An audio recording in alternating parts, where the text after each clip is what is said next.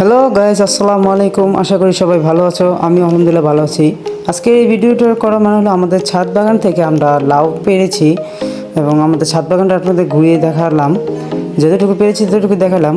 তো আজকে আমরা ছাদ বাগানটা ঘুরিয়ে দেখাবো, আর সাথে হলো আমাদের লাউটা যে কাটছি সেই লাউয়ের ভিডিওটা দেখাবো। তো কথা না বাড়িয়ে চলো আমরা দেখাই যে কীভাবে লাউটাকে কাটলাম এবং লাউটা কতটা সুন্দর হয়েছে। এই হলো আমাদের লাউ বাগানের গাছ। এই দেখছো ছোট্ট একটা হয়েছে, আরেকটা আছে যেটা কাটবো না। এটা হলো আমাদের বেগুন গাছ।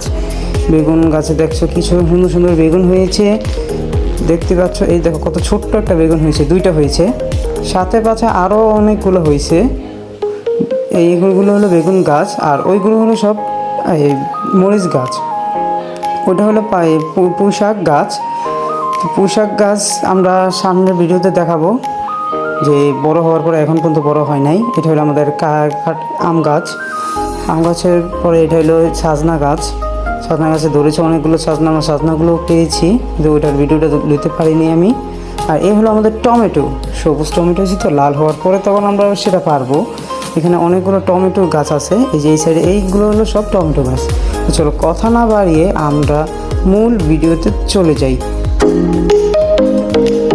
গাইস দেখতে পাচ্ছ যে আমার ছোটো ভাইকে আমি ডাক দিলাম, বললাম যে এই যে লাউটা হয়েছে এই লাউটার একটা কাটতে।